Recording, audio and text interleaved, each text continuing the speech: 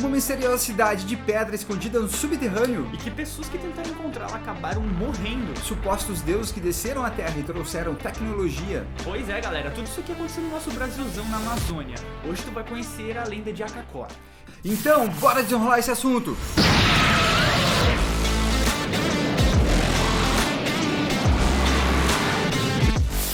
Fala gurizada, eu me chamo Matheus Fonseca. E eu me chamo Nicolas Fonseca. A Amazônia, a maior floresta tropical do mundo, esconde vários segredos, mas alguns são bem assustadores. Entre tantas histórias e lendas da Amazônia, conhecemos a do Mapinguari, uma suposta criatura com mais de 2 metros de altura relatadas por tribos, como uma fera de pele vermelha que possui um odor tão forte que deixa caçadores desorientados. Ou a cidade futurista que aparece e desaparece, e já foi vista por vários pilotos que sobrevoaram a área. Isso tudo é bem legal mesmo, mas a lenda que nós iremos contar hoje é sobre Akakor, uma cidade que possui uma história muito obscura e que rendeu um filme chamado de Indiana Jones e o Reino da Caveira de Cristal. Então se tu já é um super aventuresco, corajoso, deixa teu super master like nesse vídeo. Já te inscreve no canal e vamos partir para essa aventura.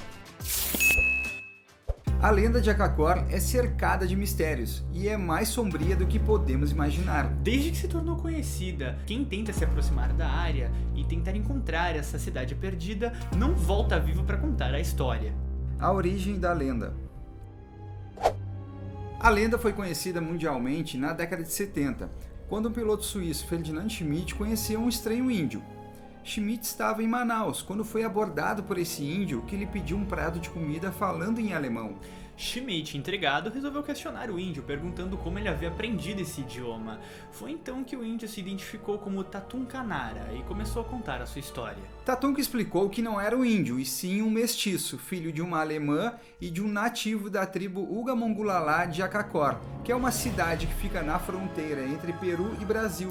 Segundo Tatunka, ele seria o líder da tribo, e só ele saberia como chegar à cidade perdida de Akakor. Ao saber da história, um jornalista alemão, Karl Brugger, foi até a Amazônia entrevistar Tatum Kanara em 1972. Brugger gravou todo o relato de Tatunka e em 1976 resolveu publicar o livro As Crônicas de Akakor, e isso deixou toda essa cidade misteriosa na Amazônia conhecida no mundo inteiro, porém foi proibido aqui no Brasil. Misterioso. Curioso. Por alguma razão, não havia interesse que essa lenda fosse conhecida no Brasil. E após Brugger ouvir todo o relato de Tatunka, ele começou a pensar que isso não passaria de um conto de fadas. Foi quando Brugger começou a pesquisar sobre os relatos e as histórias que Tatunka contou, e acabou encontrando resultados extremamente surpreendentes. Um oficial brasileiro, mencionado no livro apenas como M, relatou a Brugger que conhecia Tatunka e confirmou alguns pontos dessa história. Também contou que Tatunka tinha salvado a vida de 12 oficiais brasileiros em um acidente de avião e que os fatos referentes a esse acidente estão nos arquivos secretos do Serviço Brasileiro. Após comparar os fatos com historiadores contemporâneos, Brugger ficou convencido de que a lenda era verdadeira e que Akakor realmente existe. Os supostos deuses. Segundo a lenda, 13 mil anos antes de Cristo, supostos deuses desceram à Terra e disseram que vieram de um lugar chamado Xuerta, para trazer conhecimento a este mundo. Fisicamente, esses seres não são tão diferentes comparado a nós humanos. Possuem pele branca, cabelo preto azulado, barba e o mais intrigante, possuem 6 dedos em cada mãos e pés. Esses deuses escolheram algumas famílias para serem as guardiãs de algumas profecias de eventos que estariam ocorrendo hoje. O povo escolhido foi batizado pelos deuses como Ugamongulala e se assemelham muito fisicamente a esses seres que se denominam deuses, sendo a única tribo de pele branca no continente inteiro, e isso é surpreendente. Esses seres possuíam ferramentas estranhas e misteriosas e construíram um verdadeiro império.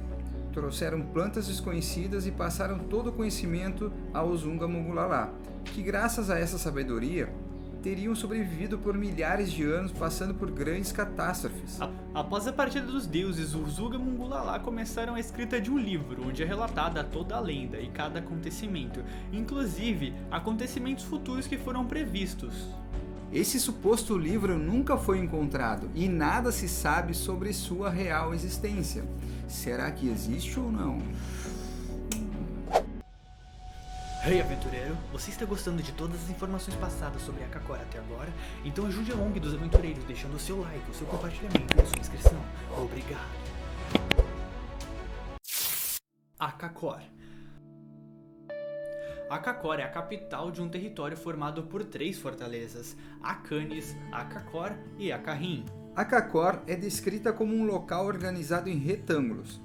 No centro da cidade perdida havia uma grande praça, onde se situavam 3 templos, e o maior é o Grande Templo do Sol, com imagens dos deuses em cada lado da entrada. Entre os templos existe uma gigantesca pirâmide que possui uma escadaria no meio, e lá se realizavam cerimônias com os próprios deuses.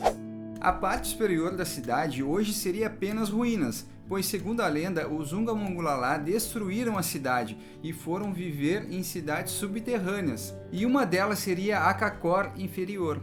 As 3 cidades teriam sido planejadas de acordo com a constelação de Xuerta, de onde supostamente saíram os deuses. A construção de Akakor Inferior é um mistério até mesmo para a tribo, pois esses túneis foram construídos com tecnologia trazida pelos deuses, e não há nenhuma explicação de como o oxigênio entra nas cidades. Os alemães. Mas a lenda começa a ficar mais estranha quando se colocam nazistas na parada, que entraram no território brasileiro e fizeram uma aliança com os Zunga-Mongulala. Segundo Tatunka, sua mãe, Renha, ela era uma alemã que foi presa pela tribo dos Zunga-Mongulala, e o seu pai seria o príncipe da tribo. Renha teria sido a intermediária entre a aliança dos nazistas alemães e a tribo, pois na época a tribo estava sendo dizimada por homens brancos. E o acordo foi o seguinte, os alemães entregariam armas poderosas e 2.000 soldados para ensinar como usar essas armas e conquistar umas terras que eles estavam de olho. Em troca, os Zunga-Mongulala deveriam apoiar o plano dos alemães, que era dominar cidades grandes brasileiras, lá em 1944 durante a guerra. O acordo foi fechado e 2.000 nazistas chegaram em submarino. Após perder a batalha, eles se estabeleceram na cidade de Akakor. Aparentemente essa história é muito improvável, com nazistas vivendo em uma cidade escondida no Brasil. Mas segundo Aurélio de Abril, especialista em culturas indígenas das Américas, existem fortes razões para que essa história seja mantida em segredo. Durante uma entrevista na década de 80, Aurélio enfatizou que não há dúvida nenhuma de que existe um submarino alemão desaparecido dentro da Amazônia, e que se sabe que esse submarino de mais de 2 toneladas entrou no rio Amazonas e não há registro de saída. Aurélio de Abril, depois de publicar 2 reportagens sobre essa lenda, passou a receber telefonemas com ameaças de morte. Mas os mistérios sobre essa lenda vão muito mais longe. As mortes. Após a publicação do livro de Brugger, em 76, pessoas começaram a vir para o Brasil para tentar achar essa cidade. É aí que começaram a acontecer desaparecimentos e mortes. E o primeiro deles a sumir de repente foi John Reed, um norte-americano que desapareceu em 1980. Em 84, o pesquisador suíço Herbert Wanner desapareceu. E um ano depois, seu tênis e sua ossada com o crânio baleado foram encontrados. Em 87, também desapareceu uma pesquisadora alemã, Christine Hauser. Mas em 84, além da morte de Robert Wanner, outra morte fez com que essa lenda ficasse mais misteriosa e intrigante do que já está. Karl Brugger foi assassinado no Rio de Janeiro. Sim, Brugger estava caminhando pela rua quando foi abordado por um jovem. E Brugger acenou para ele com um movimento de cabeça. Neste momento, o rapaz sacou um revólver e deu 3 tiros no seu coração.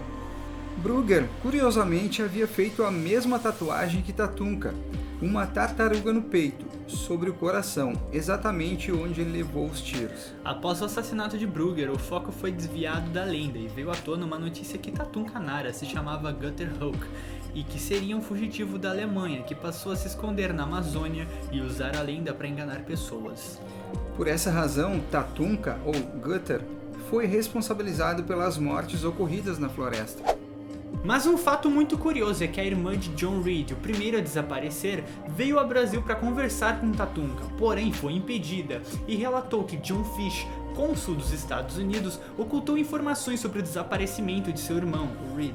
Muitos acreditam que isso é uma conspiração contra Tatunka, Mas, independentemente dele ter mentido a sua identidade, nada muda sobre o fato da lenda ser verdade ou não, pois ela já era conhecida pelos moradores da região antes dele chegar. Acontece que muitos eventos descritos na história de Akakor condizem com eventos que ocorreram no mundo.